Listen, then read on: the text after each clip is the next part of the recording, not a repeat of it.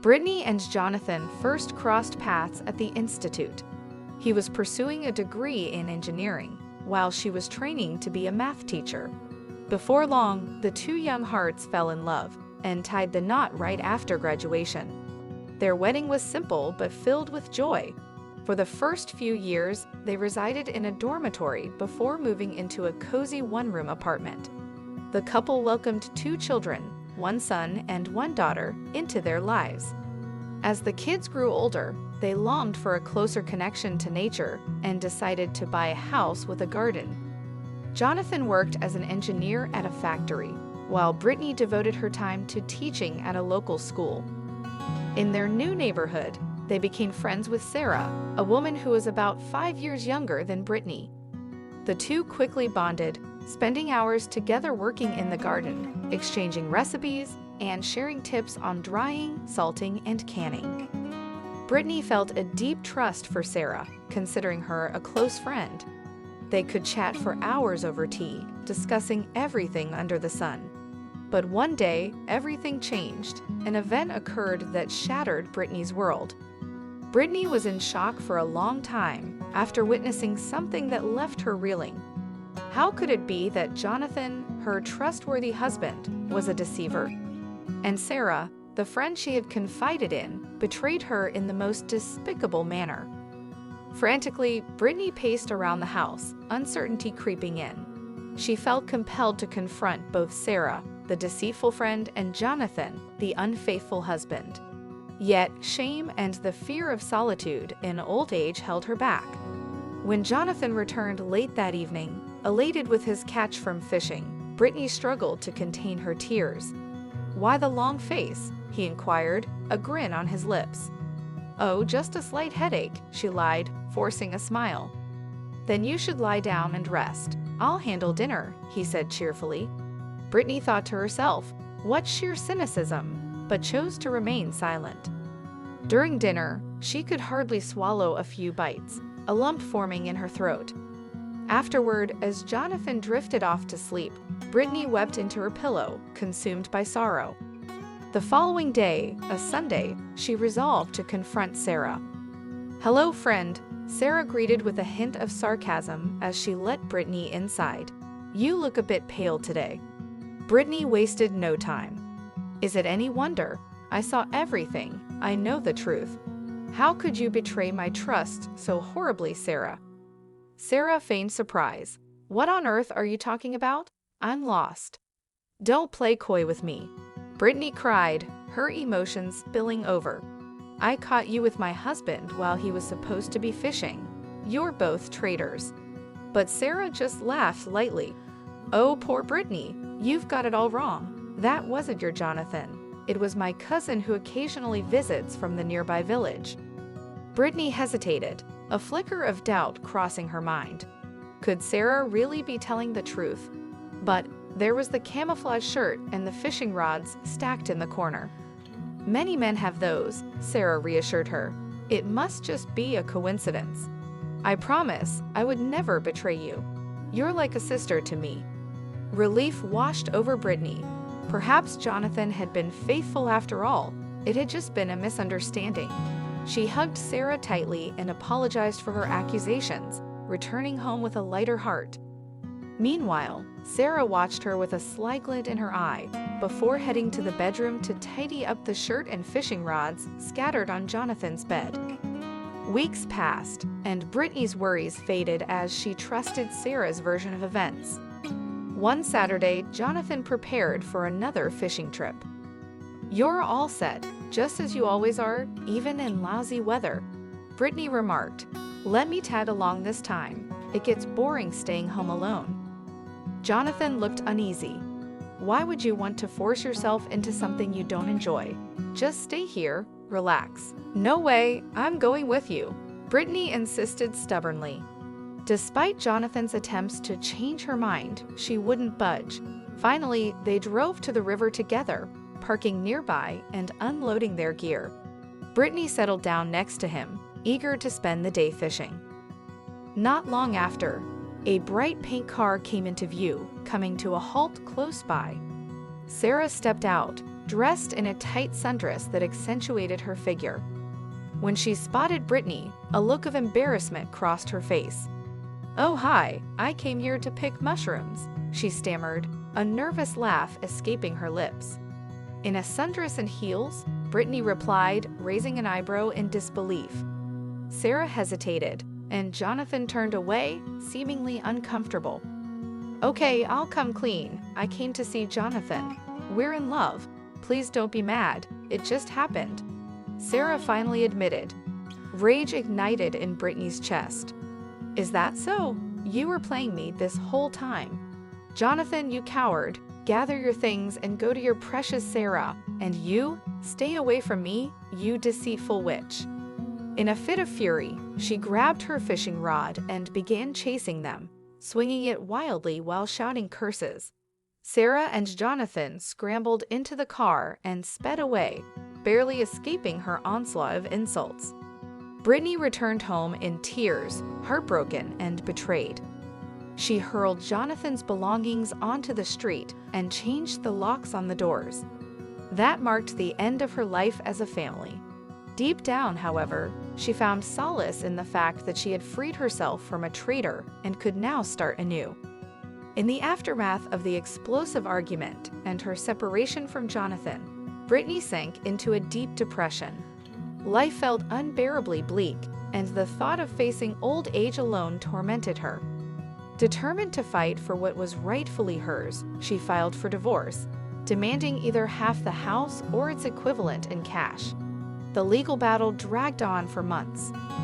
Jonathon was unwilling to share the property or pay a fair amount, offering only a pittance compared to its true value. Britney held firm, standing her ground. Only half of the house or half of the money would suffice. At last, the court ruled in Britney's favor. Jonathon was ordered to either transfer half of the house to her or provide the corresponding financial compensation. Jonathon lacked the necessary funds and was faced with a painful decision. He would have to sell the beloved home he had created for his family so they could split the profits. Once the house was sold and the money divided, Jonathon bitterly realized the extent of his losses. His wife, children, and the home he had built were all gone. He was left questioning what he had to live for now. Jonathon moved into a small rental apartment, while Britney bought a modest house far away from him with her share. As the days turned into weeks, Britney began to regain her bearings. She recognized that life was quieter and more peaceful without Jonathon around. No more cooking for two, washing his clothes, or enduring his complaints. To her delight, Britney found herself spending more time with friends, attending theaters and concerts.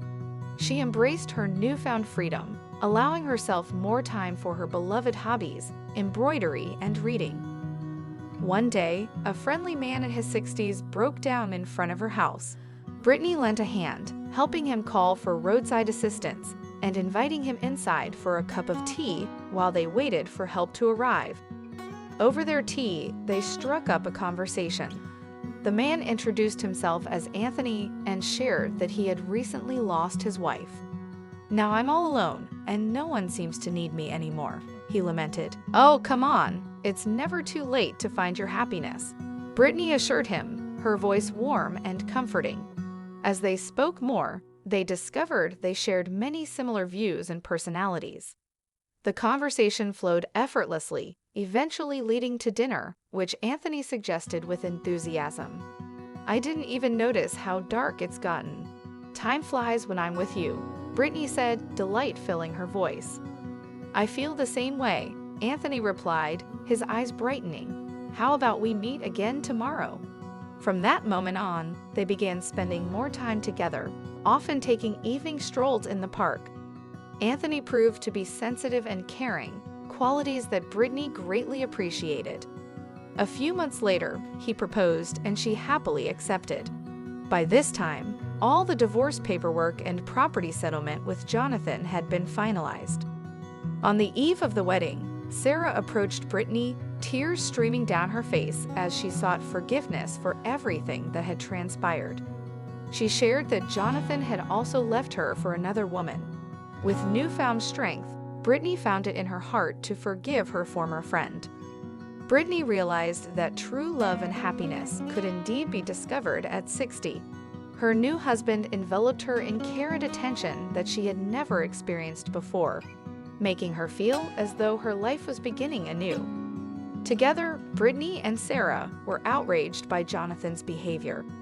They decided it was vital to warn his new girlfriend about his true nature, ensuring she wouldn't have to endure the same suffering they had. Jonathon's girlfriend, Catherine, was someone Britney reached out to through social media. She told Catherine the entire story of her relationship with Jonathon, detailing his infidelity and betrayals. Catherine listened with genuine interest. "Thank you for sharing this with me. I'll think it over and decide what to do," Catherine replied thoughtfully. As a result of Britney's warning, Catherine began to scrutinize Jonathon more closely. She quickly noticed that he frequently stayed late at work, canceled their plans, and made up excuses to avoid seeing her. One day, Catherine decided to follow him. When Jonathon told her he would be late at the office, she drove to his workplace. To her shock, she saw him leave with another woman, heading to a cafe together. Catherine's anger ignited when she realized Jonathon was deceiving her as well. How could he lie so effortlessly and concoct excuses just to evade her? "No, you won't get off that easy. You're going to pay for this," Catherine vowed, her mind racing with thoughts of how to make him regret his actions. An idea suddenly came to her. She would slip a strong laxative into Jonathon's food. Let him suffer and make numerous trips to the bathroom as a fitting punishment for his deceit. She carefully poured the laxative powder into the soup, stirring it in as she prepared dinner. Jonathon came home late from work, ravenous after a long day. When he spotted the steaming soup on the stove, a smile spread across his face. "Wow, Catherine really outdid herself with this soup. Well done." He eagerly sat down and dug into the bowl, savoring each spoonful, though he did notice a slight odd taste lingering. But his hunger overshadowed any concerns, and he quickly polished off the entire plate. About 30 minutes later, a strange sensation began to tingle in his stomach. "I must have overeaten," he thought, deciding to lie down on the couch and watch some TV. However, as he relaxed, the discomfort escalated. His stomach began to gurgle ominously, and a wave of realization struck him. This was about to get messy. He dashed to the bathroom, barely managing to pull down his pants in time. As he sat on the toilet, groaning, he felt as if he might collapse right there. His stomach twisted painfully, and there was no way he could step away from the toilet for even a moment. Meanwhile, Catherine hid in the other room, stifling giggles as she heard him retching. "Oh my God, what's happening? I must have food poisoning," he exclaimed, desperately trying to recall what he had eaten that could have caused this. Jonathon spent the entire night alternating between the bathroom and his bed, struggling through the chaos.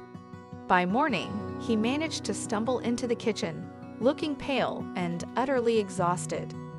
"Catherine, did you put something in my food last night? I was in agony all night."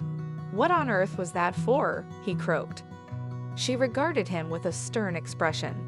"That's for your infidelities. Did you think I wouldn't find out? I know all about your little escapades. Just wait until next time. You won't get off so easily with a laxative." In the aftermath of that terrible night, Jonathon felt utterly drained. For the next couple of days, he lay feverish and weak, reflecting on how he had narrowly escaped something much worse. From that experience, Jonathon learned his lesson about cheating on Catherine. Whenever he even considered flirting with another woman, he was immediately reminded of that night spent in agony on the toilet, quickly squashing any such thoughts.